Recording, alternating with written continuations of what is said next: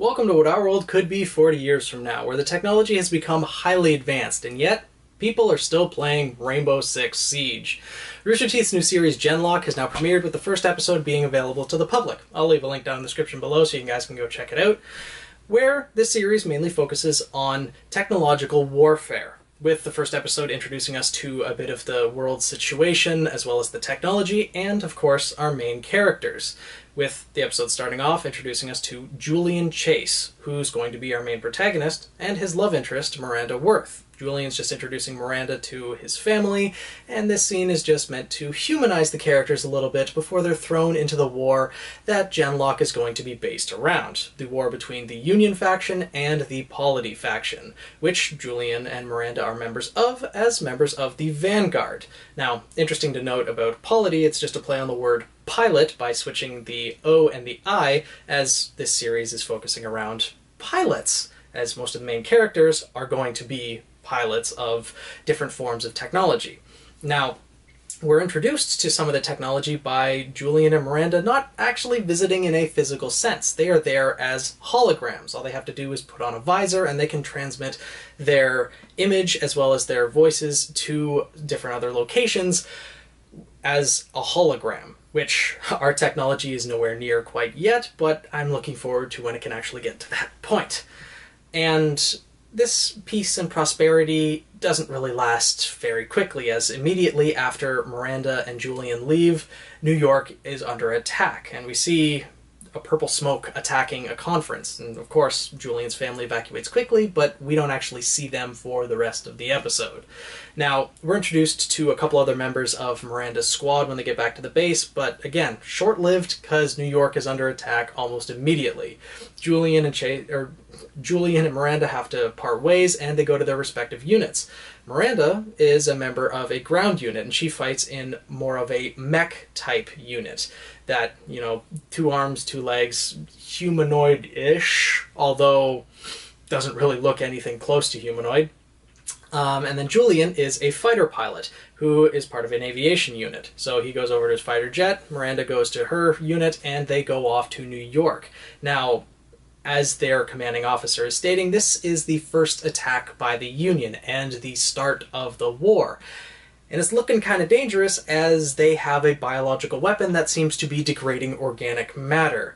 So Julian and Miranda go out, and of course a little bit of urgency with Julian's family being there, but they are both very determined and very disciplined, I guess is the better word, that they are focused on their mission and not worrying about his family, like, overall, not letting that distract their emotions and distract them from protecting the city. As they get there, the ground units carried by carrier plane, the second they're landing on the ground, they comment that the Union is using nanotech, something that they were surprised that the Union had weaponized. So it's something that hasn't been done yet. The Union has the advantage at this point, having this technology. And the fighter planes aren't really faring very well either, as Julian's unit comes in. They have 6 planes. 4 of them get taken out within a matter of seconds. All that's left is Julian's plane, as well as a fellow member of his squad, Razzle. They're all that's left. But these jets that they're in are highly advanced. They can maneuver between the buildings extremely well, and are delicate enough to hover parallel to a building's face without shattering any of the windows and making very much any sound at all. And however, the Union's attack is still being pretty successful, as the Polity nations being more focused on evacuating the citizens, as this was a surprise attack, and even that's not going so well. The carriers that are taking out the civilians are being shot down, and we see what the Union tech looks like, as the ground units for the Polity nation were more humanoid-ish, as I mentioned before, with 2 legs, 2 arms. The Union fights more with spider droids, it looks like, you know, similar to the spider droid that we saw in the Black trailer of Ruby. So, you know, where's Adam when you need him, right? Oh, well, maybe a bit too soon, but anyways, we see that the Union is attacking, but not attacking indiscriminately. That was something interesting that I noted. As the soldiers are walking around, they are taking out the civilians, of course, but there was a scene where one person held up his hand and said, "Wait a sec," pulled out a Union badge, as I'm guessing he was probably a Union spy, considering the look that on his family's faces as he pulled out that badge, but the soldier let him go. And even after that, the spider droid took down an NYPD officer and took him alive, dragged him inside the spider droid. So they're taking some people alive for whatever reason, we don't exactly know. And then this cloud of nanotech comes in as a giant kind of octopus alien looking like mech is walking in from the ocean and releasing this, can use it as a shield against the fighter pilot's missiles, and has the purple mist, the nanotech covering the city. And it is also very selective, maybe due to a Union badge or something that is possessed by each of the droids and soldiers, that the smoke is just going around each person and avoiding the Union people, but when it attacks the Polity people, well, it seems very painful, but also very quick, as it eats through a person's flesh and bone and organic matter extremely quickly. But needless to say, if you don't have a perfect seal, nanotech can get in pretty much anywhere, and luckily, however, though, Polity does have a way to defend against it. There's a missile or bomb thing that they have called an ESD that they just have to charge up and detonate it, and they can set it for the nanotech to disable the technology, and they can make it so it only disables the nanotech but not the other tech. So that's very useful.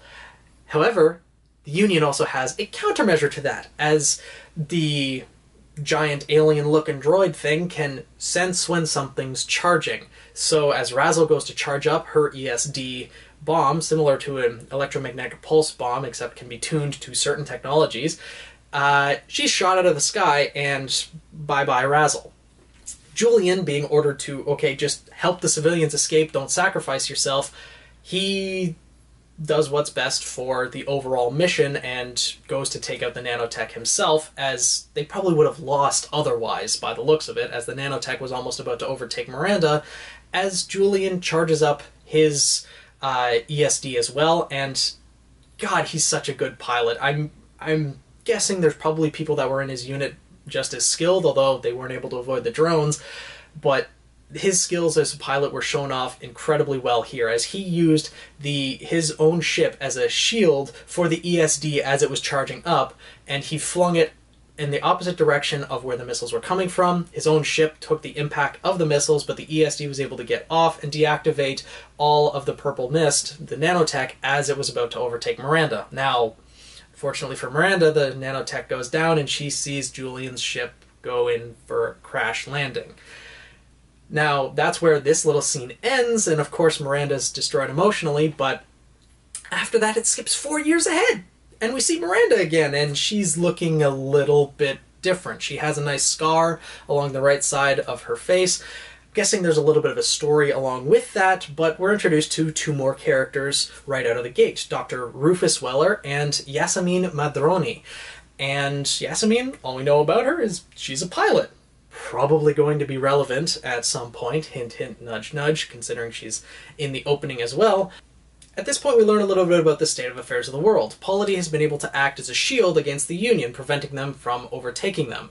And as Yasemin points out, you've been a good shield, but maybe you could use a better sword. Hint hint. They go into a briefing room where they're going to be sent on a new mission. We see the layout of the US currently that Polity controls the eastern portion of it, however a smaller portion of land than what the Union controls, and 30 refugees from the Union are trying to get to Polity, and their mission is to go rescue them. So Miranda's unit is sent out with 3 mechs and of course a carrier ship to rescue them. Well, the carrier ship, at least the first one sent down, gets destroyed immediately, as the Union was anticipating them coming to rescue them. So they get overtaken quite fast, and aren't really looking too good. However, there's a hero in the mix where a couple mechs run out of the forest, and they are able to move at a much higher speed and are able to maneuver a lot better than any other mech we've seen in this series so far, as they are not constricted, it seems, by all the different gears and machine-like motions of the mechs currently. They're more human-like in nature, and one of them has a voice that is very familiar, someone who was supposed to have died 4 years ago. Needless to say, these mechs are very different. The Union can't actually hijack them like they were able to do in New York, and they are able to rescue them, help the mission succeed, and then they're brought back to the base. And of course, Miranda and her unit is surprisingly pissed off as to who were those pilots, who were in those mechs, who was it who was piloting them. I don't know why she was that angry, because they were about to be wiped out, but they weren't told about it, so I guess. And then on stage, there's Dr. Rufus Weller and Yasemin Madroni, and then a hologram appears of that same guy who we thought dead for 4 years. And, well, Miranda's, of course, a little bit shocked because Julian Chase is standing on stage. And this is where the episode ends. A nice little introduction to the series. We don't really know that much about the world, but it was interesting to see how it was all set up, that the Union had a lot better technology in the attack on New York, and now with these new mechs, of course probably going to be the Genlock program itself, which Julian Chase is obviously a part of, is going to turn the tide in this war, and as Yasemin pointed out, this is going to be their new sword that is going to help them push through. Now, the opening sequence, there were 5 mechs that were shown. I believe there were 6 members of Genlock introduced in the different previews, so it's going to be interesting to see how all of that works out. Now, what I loved to see was that those mechs in the opening looked a lot more customized than what was shown in the actual episode. They seemed very basic in this episode, just a humanoid form in the size of a mech being able to run around and take out other mechs. But it seems like other weapons can be added on to customize it to each person. So I'm really looking forward to how this series develops. I've not normally been a fan of the Gundam-style series or mech anime, other than barring a few of them like Gurren Lagann, Code Geass, other ones of that sort, but I'm interested to see what Rooster Teeth can do with this, and hopefully it will end up doing quite well. Although, I do have one fairly serious gripe about the series. The day it released had released 2 episodes, one for the public and then one for Rooster Teeth First, going to be released this weekend, both of which were about half-hour long. Really good for a premiere of a series. Fantastic. But then the finale of RWBY only got 15 minutes. I understand that they're trying to push their new series, and that's probably why the entire season of RWBY had been shortened quite a bit, with most episodes averaging about 10 minutes.